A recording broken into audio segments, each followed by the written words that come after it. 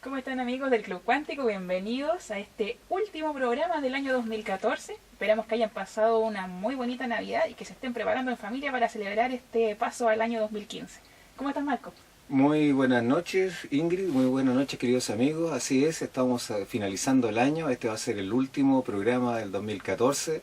Vamos a conversar algo sobre programación y además sobre algunas actividades que hemos desarrollado durante este periodo. Y vamos a empezar con eso. Hace unas poquitas semanas estuviste en Santiago participando en uno de los eventos que se realizó en nuestro país para conmemorar los 100 años de la Primera Guerra Mundial.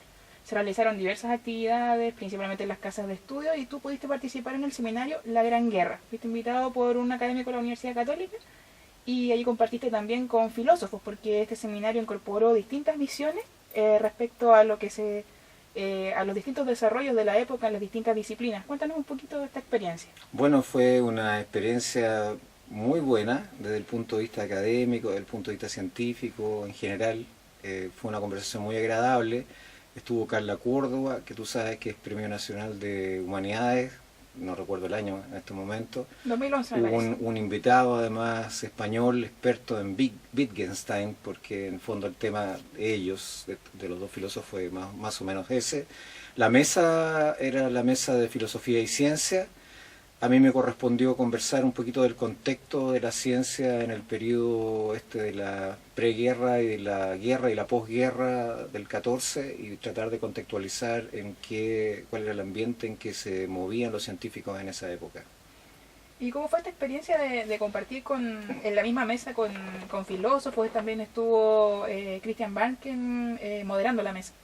Bueno, así es, hubo mucha gente de humanidades, esto se realizó en el Museo de Bellas Artes, con una amplia participación, incluso hubo otro Premio Nacional de Ciencias participando entre el público, el filósofo, no recuerdo el nombre, Roberto Torretti. Conversamos respecto de mucho, la verdad es que teníamos muy poco tiempo para exponer nuestra idea, eran aproximadamente 25 minutos y como siempre yo me excedí un poquito más de media hora. Tratando de contextualizar, como te dije, esta época y los principales hitos en materia de ciencia, que entre fines del siglo XIX y primera mitad del siglo XX son espectaculares y todavía tienen resonancia hoy día. El tema que ellos trataron fue precisamente Wittgenstein, y una cuestión que era bien importante en esa época, que tuvo mucha boga, estuvo muy en boga, sobre todo en el caso de los positivistas lógicos, que tenía que ver con abandonar los presupuestos metafísicos que cargaba la ciencia desde antes,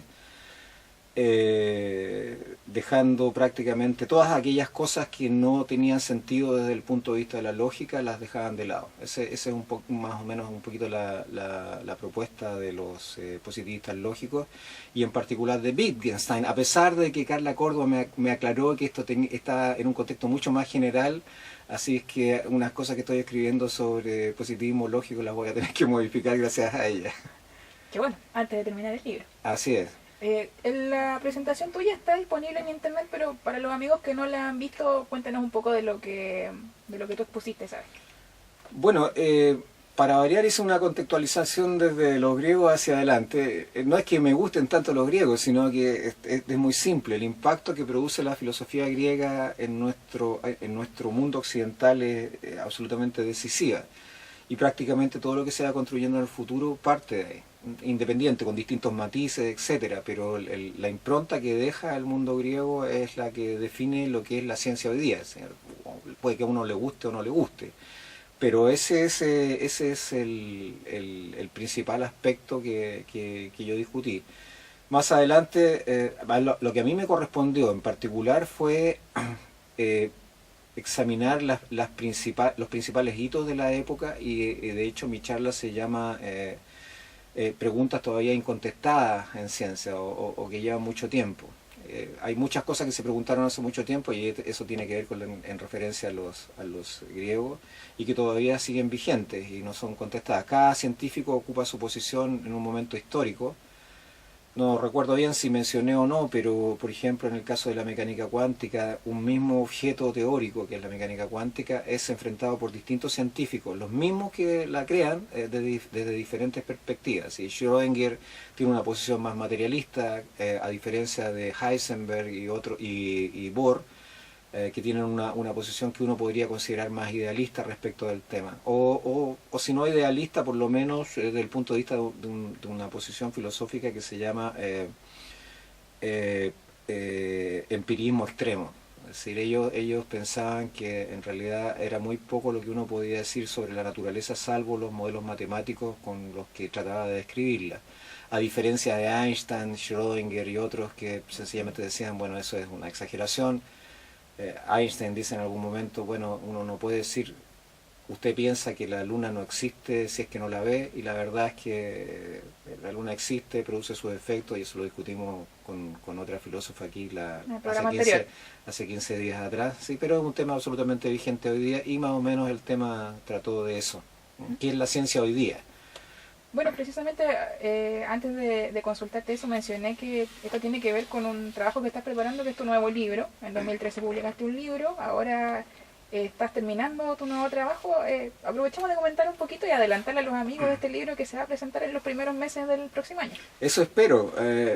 Vamos lento porque cada vez que voy escribiendo algo van apareciendo nuevas cosas, y cada vez que discuto con alguien, sobre todo en el Club Cuántico, termino modificando algo de lo que escribí. Lo cual no es malo, pero estas cosas tienen su plazo, y por lo tanto yo espero que el libro esté disponible en marzo del próximo año y tenerlo terminado a más tardar en enero del próximo. El libro en realidad trata sobre el realismo.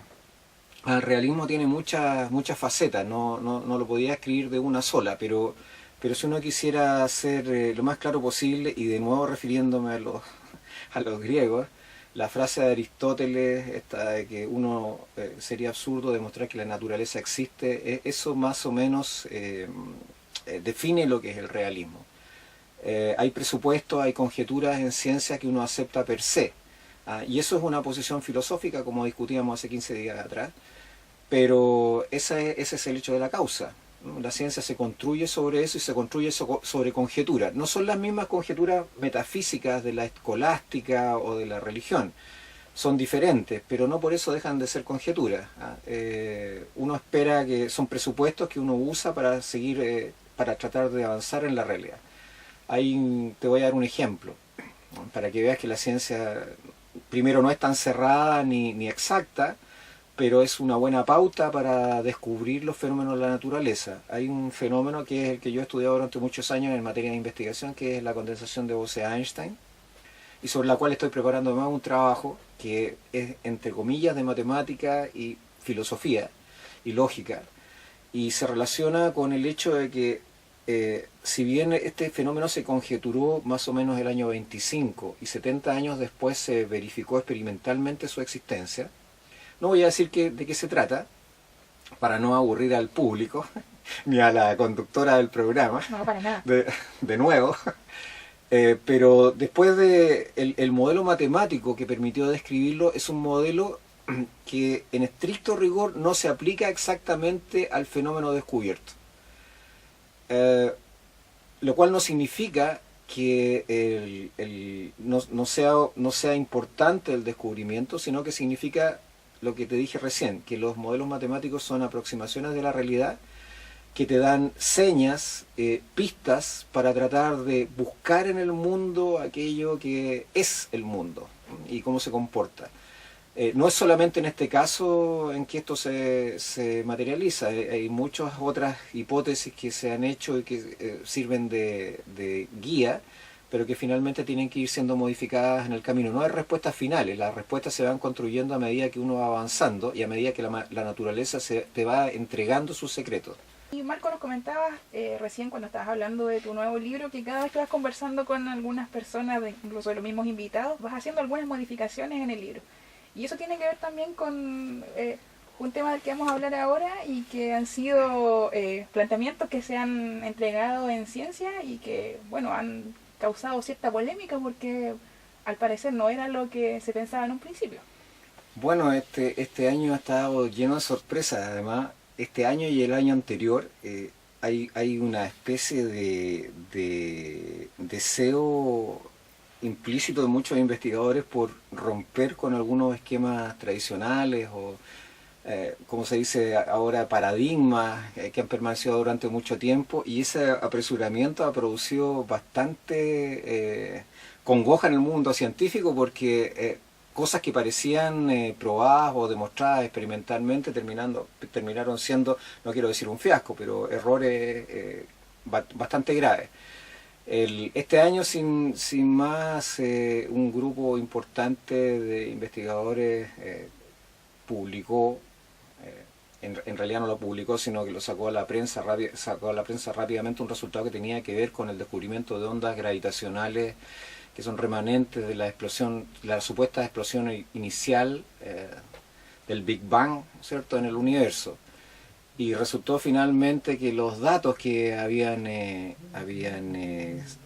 procesado estaban afectados de ruido, que tenía otra naturaleza y que por lo tanto no daban cuenta realmente de esas ondas gravitacionales. Esto causó en el mundo científico bastante impacto. Esta no es la primera vez.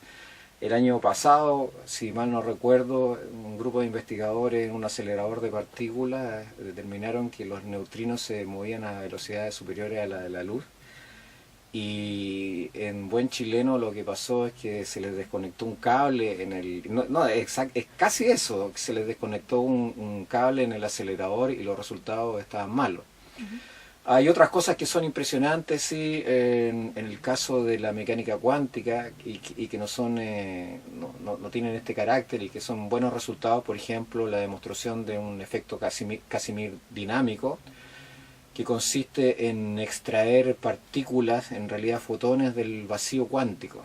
Ese es un experimento muy bonito que se realizó durante, me parece, este año, y es un tremendo espaldarazo para la teoría cuántica de campos.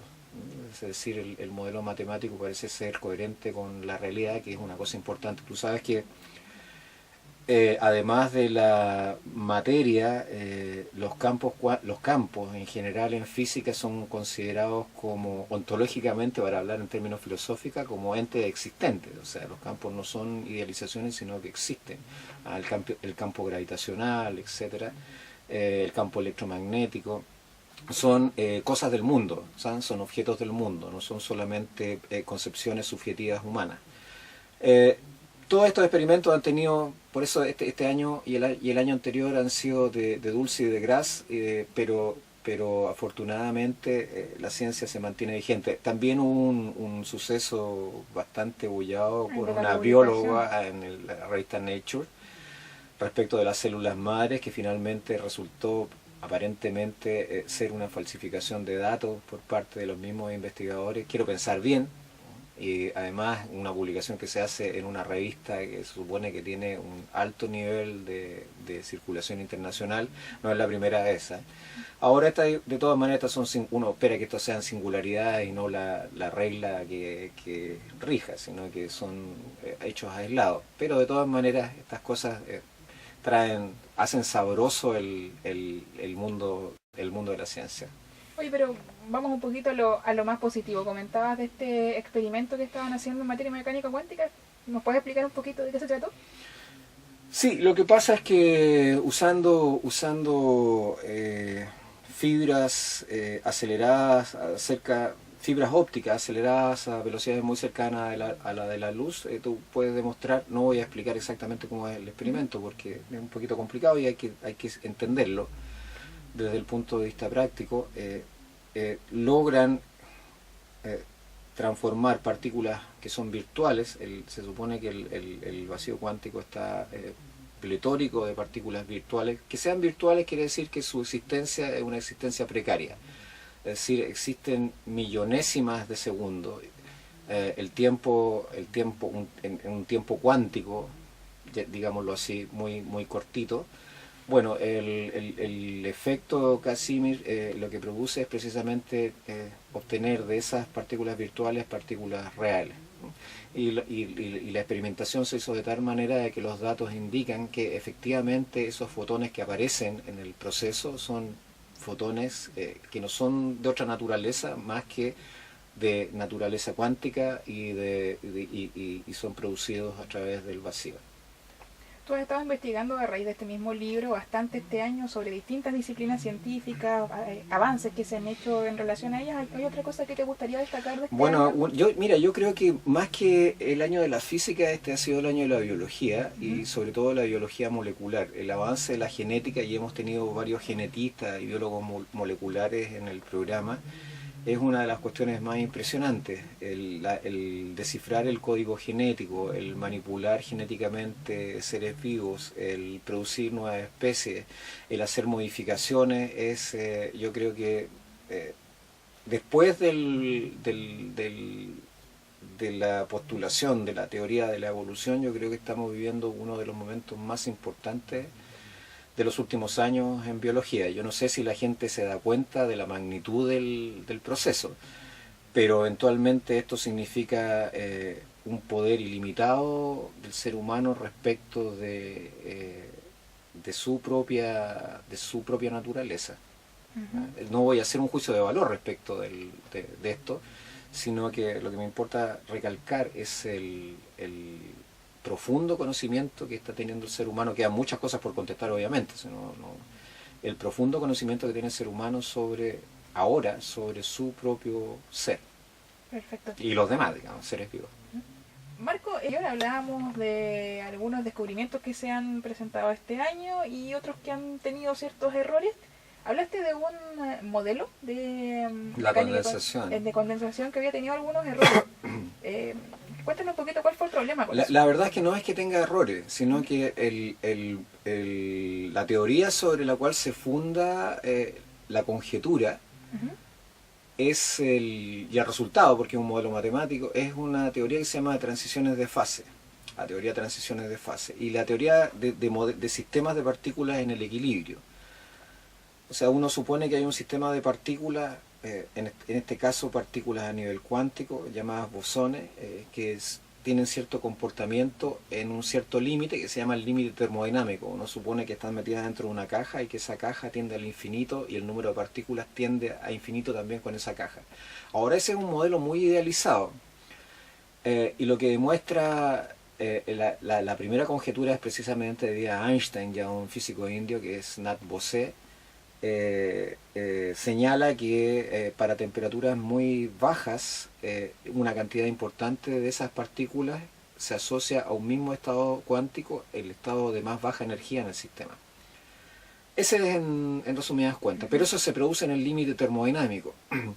¿Cómo logran materializar este fenómeno el año 95 más o menos? A través de técnicas de enfriamiento láser, de evaporación electromagnética, de confinamiento electromagnético y evaporación, logran enfriar átomos, racimos de átomos confinados en una cierta región del espacio.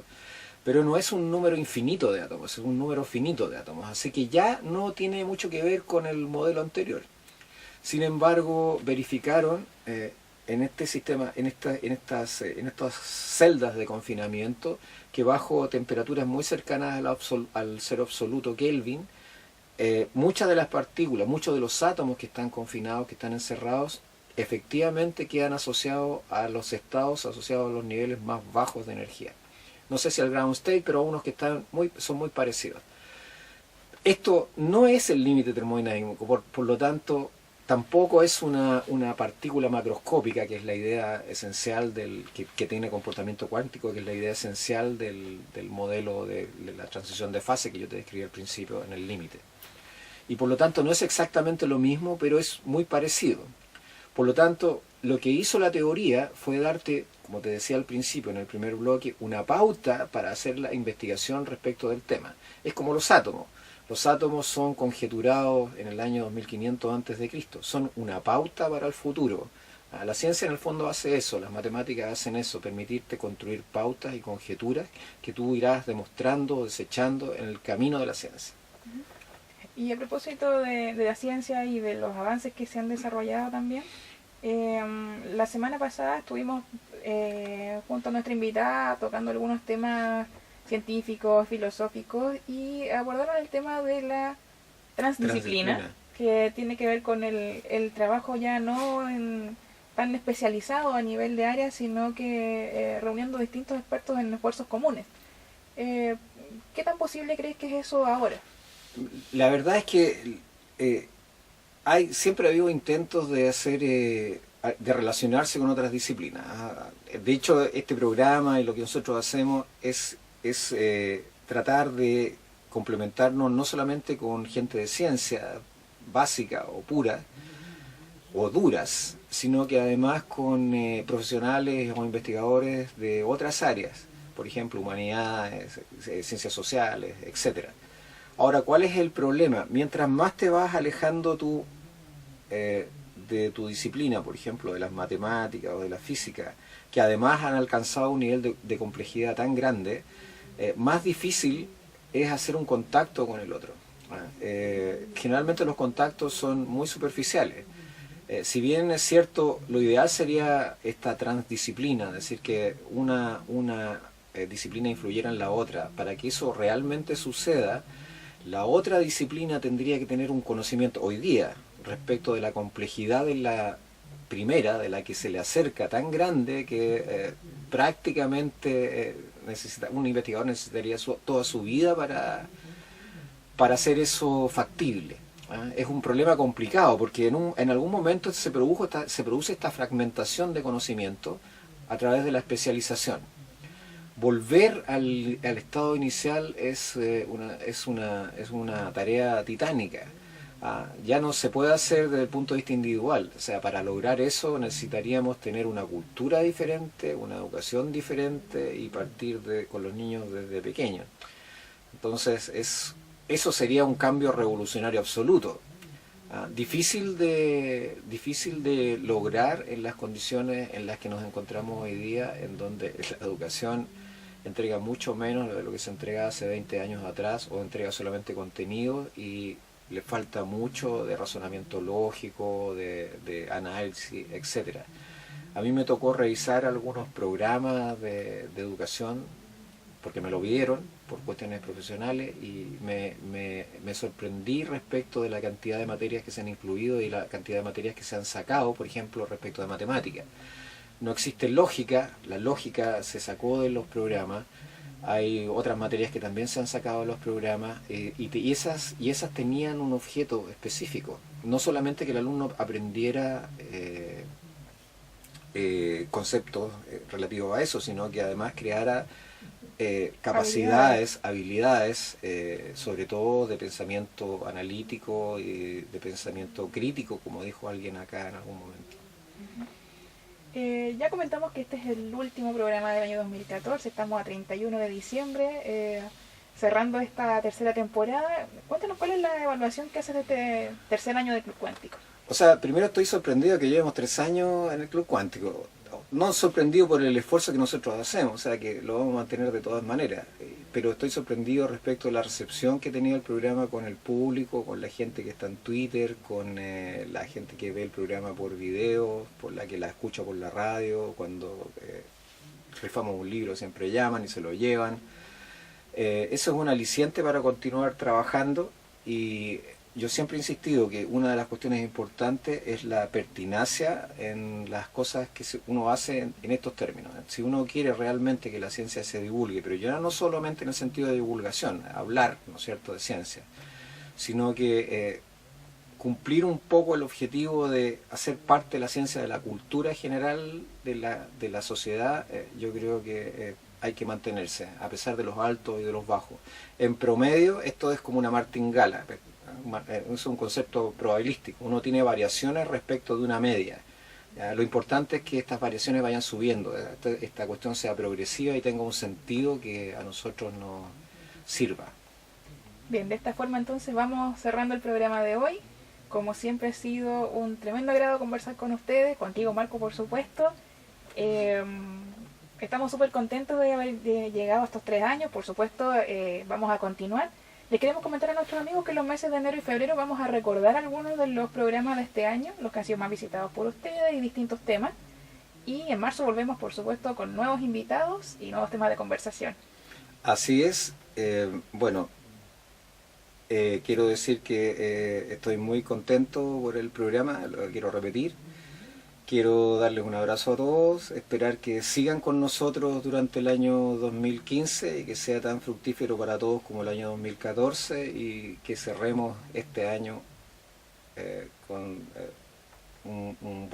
una buena clausura. Perfecto, entonces que disfruten esta fiesta de hoy y que tengan un excelente año 2015. Un excelente 2015. Buenas noches.